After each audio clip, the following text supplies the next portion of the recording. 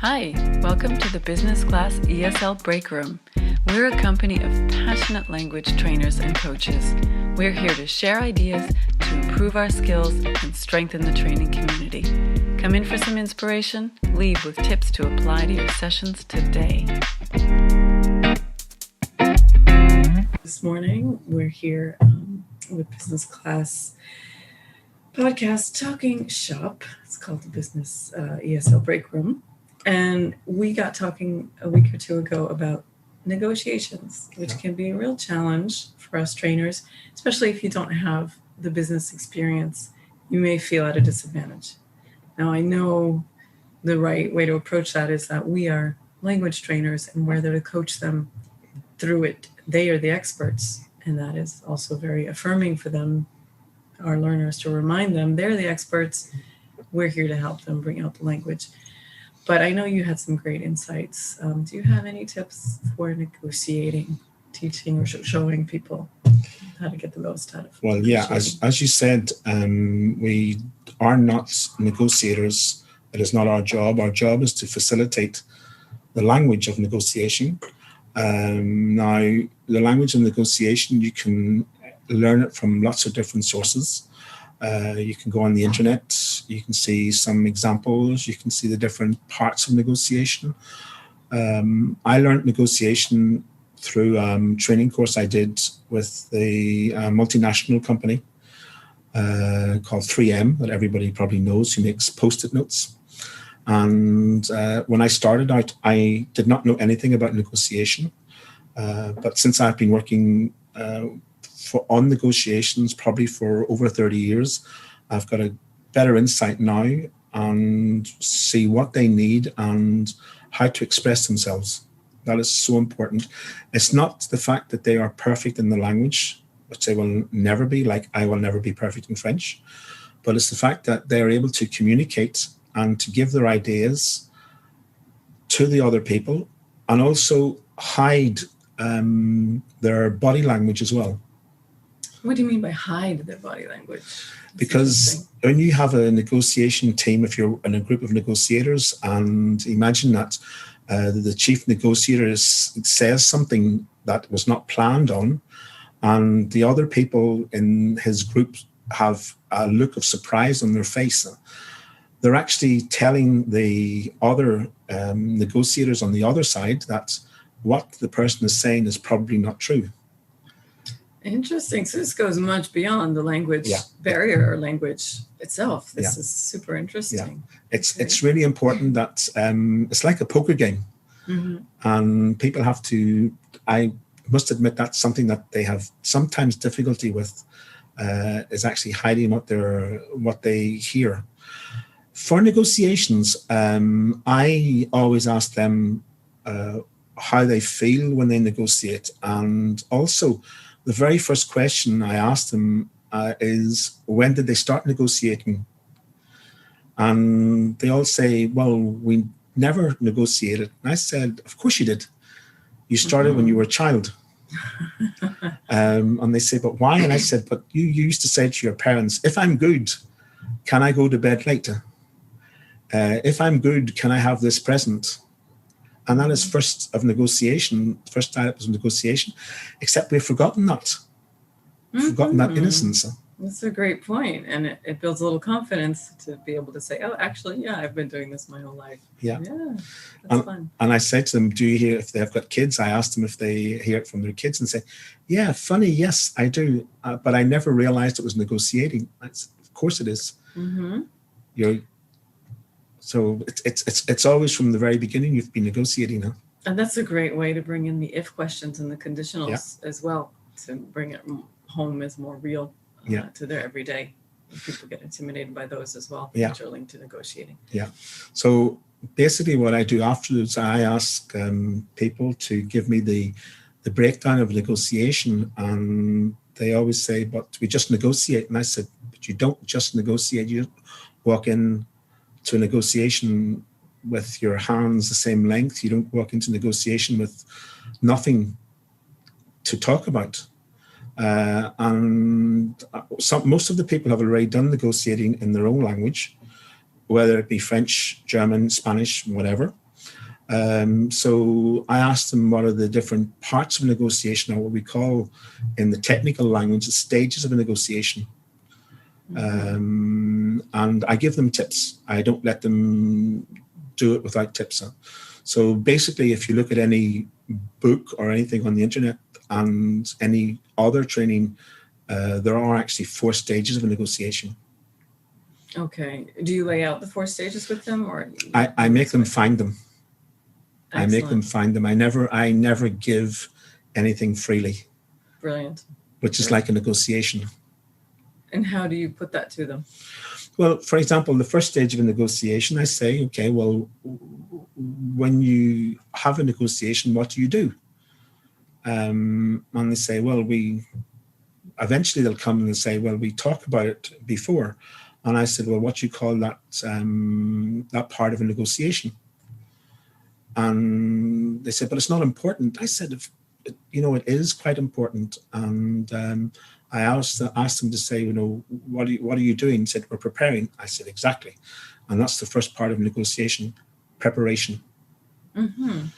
And preparation is what you want and what you want, or what you can give the other party. Okay, so all the preliminary, means what you're doing internally with your colleagues. Yeah. Okay. So this is actually before you actually go. Mm-hmm. So it's always the idea of, yeah, okay. And I would say, okay, imagine you have a situation, what do you want? And what can you give freely that doesn't impair or doesn't have a problem with what you want? Mm-hmm. Okay. So that's more or less the first stage of a negotiation. Okay, brilliant. So you set the stage, but you send them off on the search for that. Yeah. And would you tell them to look that up now with you, or look it up for the next Well, session? what they do is they try to find out what's, if they have a situation that they're actually working on at the moment or have worked on in the past, they'll say, okay, well, maybe I wanted this, but I didn't get it. And I would say, well, why did you not get it? Did you prepare in advance? Say maybe not as much as we should have done. Mm-hmm. And I said, but it's the same in French. If you're negotiating in French, it's exactly the same idea. Mm-hmm. So that's basically, I get them to elicit things that they have done, or maybe an imaginary situation. What would they do? Mm-hmm. Excellent. So if I'm hearing you correctly, you analyze a previous experience in their native language, or you get them to imagine. Yeah, imagine something now. Excellent. So that's the first stage of negotiation. Thank you. Well, now it begs the question, if I may ask, what's stage 2? So, as you said, the second part of a negotiation is where the people come together. And they come together and they actually discuss what they want, in fact. In the second stage of negotiating, we have the people come and they discuss. We call it the discussion period.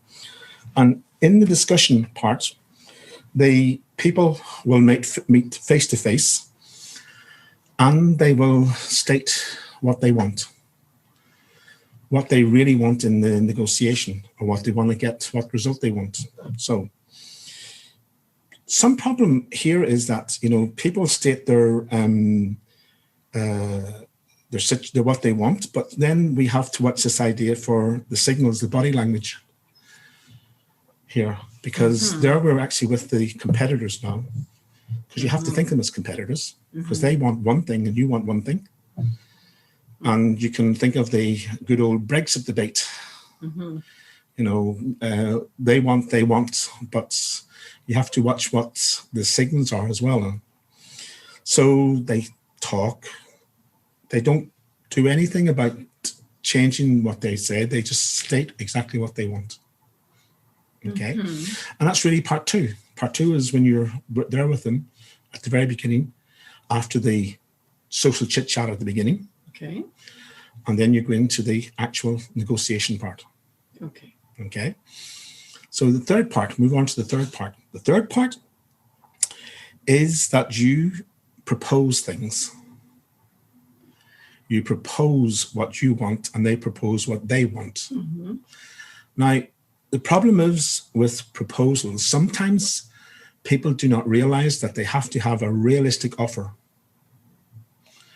Like by saying, I want 100% discount. That's not realistic. Okay, true. Okay, I want you to do everything for me. That's not realistic. Right. But in a business context, have you come across people that come up with?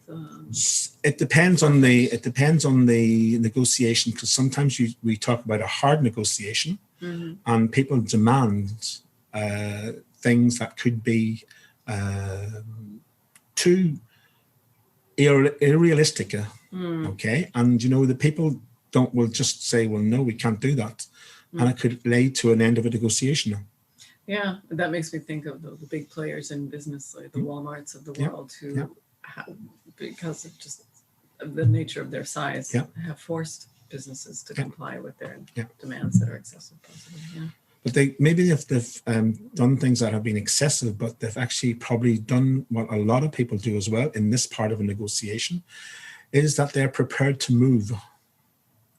Because that's what in this part, in the proposition part, the proposal part, you have to be prepared to move on things.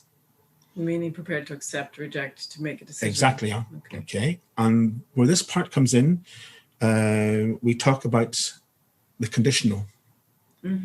What if, then perhaps. Yeah.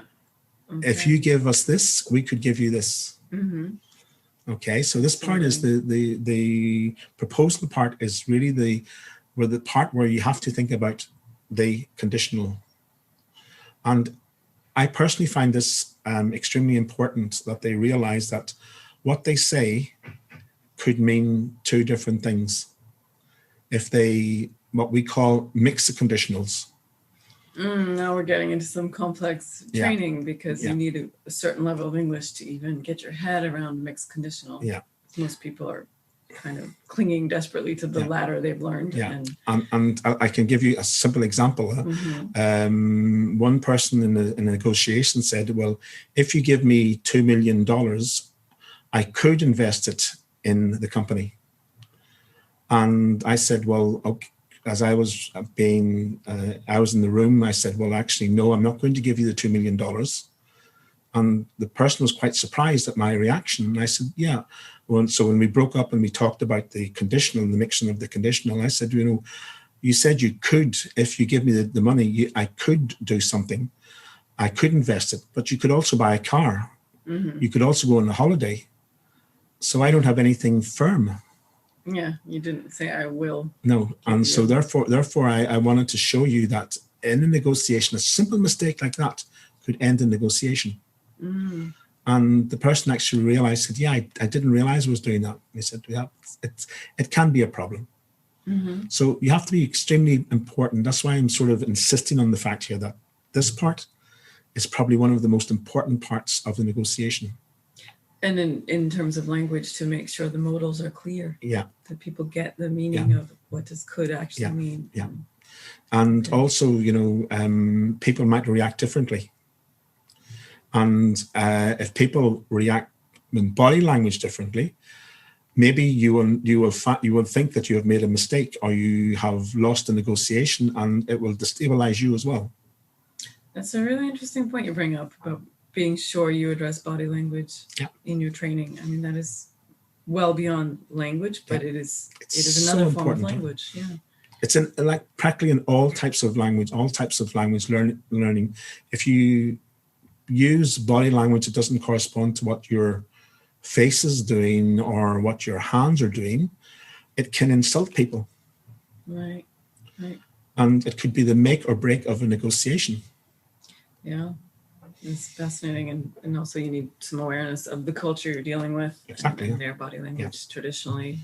Because European culture is not the same as African culture, is not the same as Asian culture. And you have to accept it. So in the proposed part, it's so important, especially if you're working with multilingual people and multinationals as well. So you focus on conditional, the body language, and the modals. Yeah. Excellent. Okay. Thank you. The final part of a negotiation, is the idea of bargaining.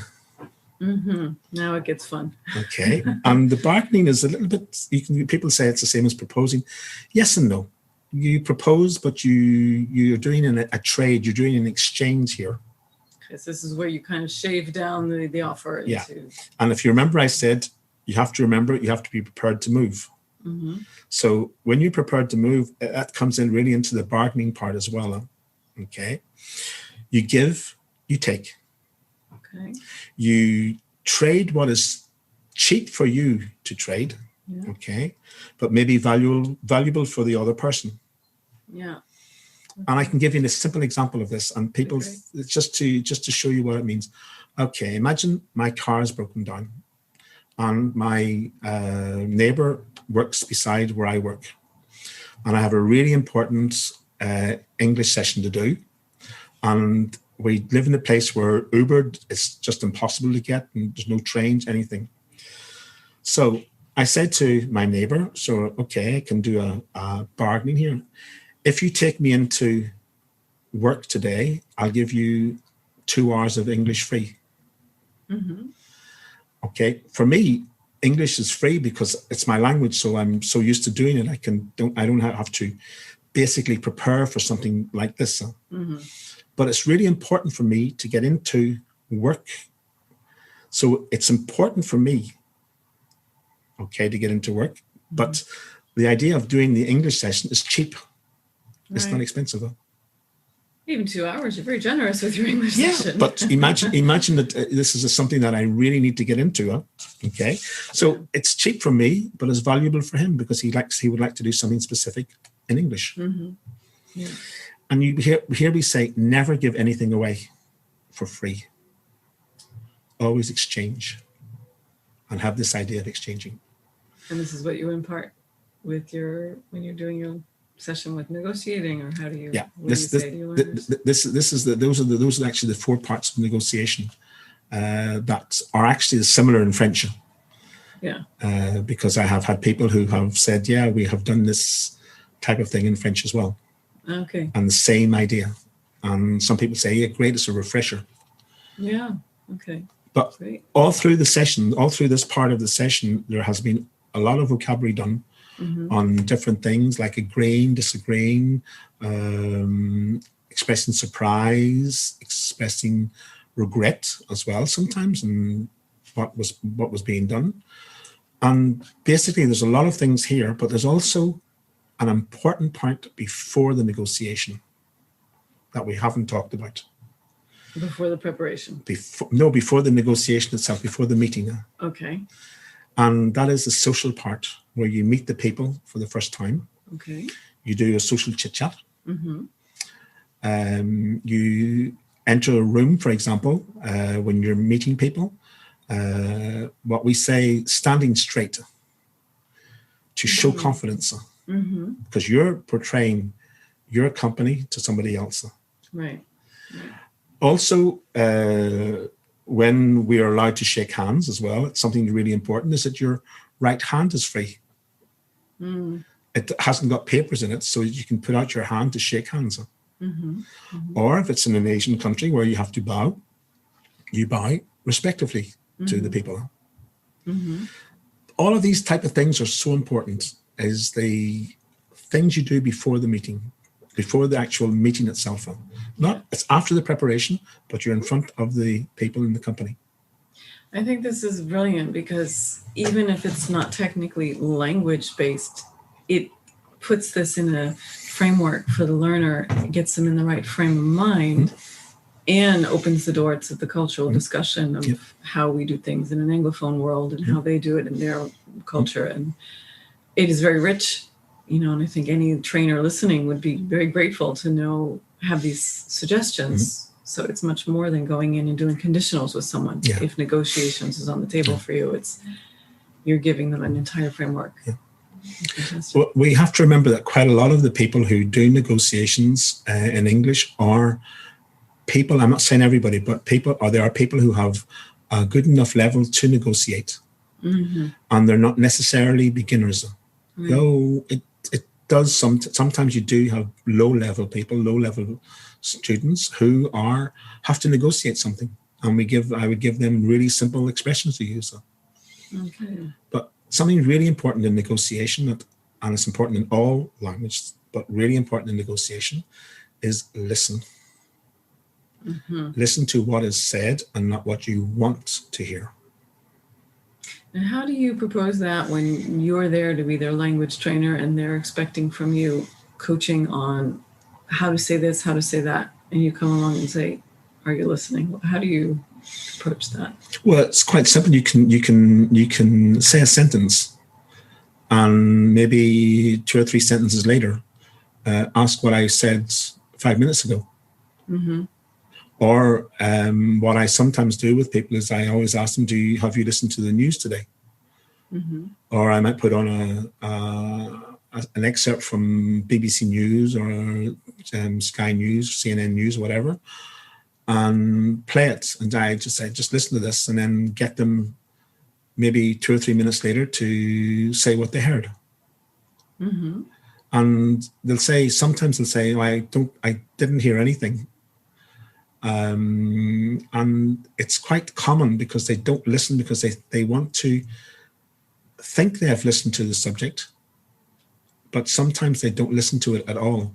And I always say that even in French, when you listen to French radio, you don't listen to all of the radio. You hear keywords, Mm-hmm.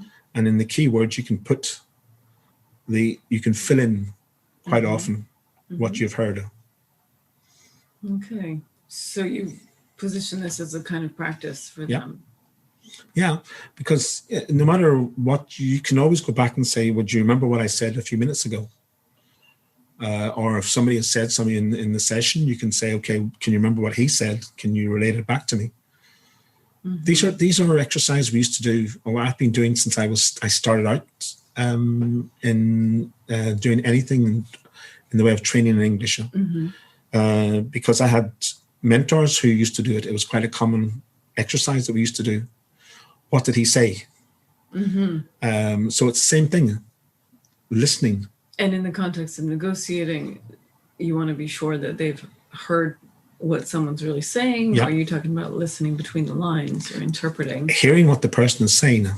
Really hearing what they're saying. It's like a simple question, and you're going to say, but it's not. If I say to people, and I used to say to them, how many languages do you speak? Okay, and I used to say French, German, English, Spanish. And I said, but that's not my answer. And they would say, but it is. I said, no, what was my question? And they would say, how many? And I said, yeah, I didn't ask what language you speak. I asked you how many. Mm-hmm.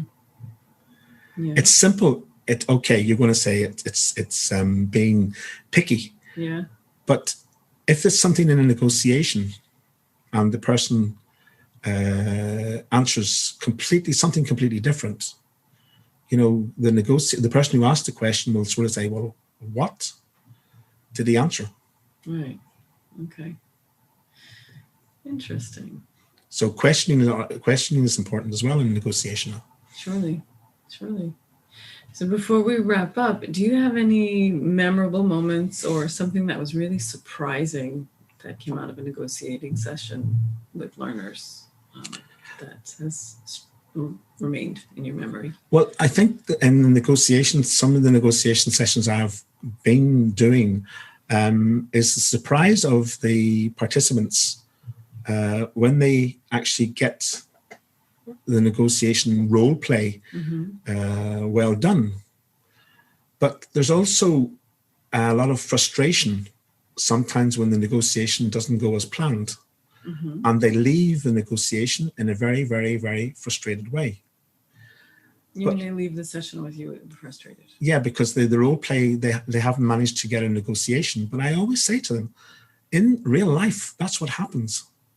Yeah. Sometimes you get a negotiation. Sometimes you get a win-win solution. Right. Sometimes you get a lose-lose situation. Sometimes you are win and they lose, or sometimes you lose and they win. And it's part of accepting it. And I always say to them, no matter what type of negotiation you have done, if it's win, lose, whatever, think of how you could do it better the next time. Mm-hmm. So then you're prepared. Yeah. That's a great advice. And that's what, as I always say to people, if you're in doubt, make notes of things that happen during negotiation. It could be like on body language, it could be on style, it could be on vocabulary, it could be actually the person speaking very quietly. Yeah. So that you are not able to understand what he's saying. Right. Or questions that they use. And as I always say, the classic question in the English language that a lot of non-native speakers have difficulty with is, would you mind? Yeah, of course. Would you mind giving me $10,000? No, I said, great, give me the $10,000. Yeah. And I always say to people, no matter how many times you ask them to repeat, if you hear the would you mind or do you mind, ask for repetition automatically. Don't even answer it until you're sure of the answer. Okay. Or sure of the question. Brilliant. That's great. Well, thank you so much You're for welcome. these little tips. I think anybody who's facing a training and negotiation in English, I think would feel a lot more equipped to go in and give some quality time to their learners. So thanks a million. You're welcome. Okay. Bye. Bye. Thanks for joining us in the Business Class ESL Breakroom, the podcast designed to bring business English trainers useful ideas, inspiration, and conversation that motivates. Follow us on Instagram at business_class_language and subscribe to the ESL Breakroom playlist on Spotify, Deezer, or Apple Music for new episodes. See you next time.